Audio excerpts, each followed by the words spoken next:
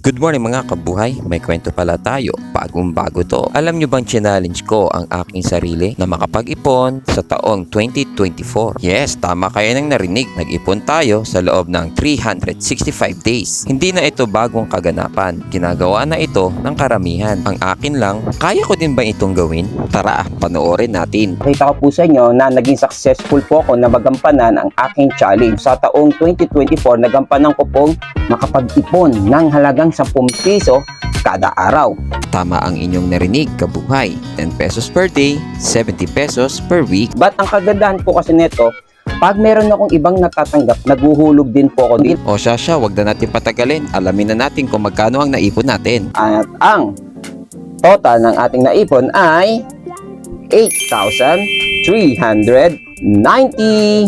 Kung nagawa ko, kaya nyo rin. See you and God bless.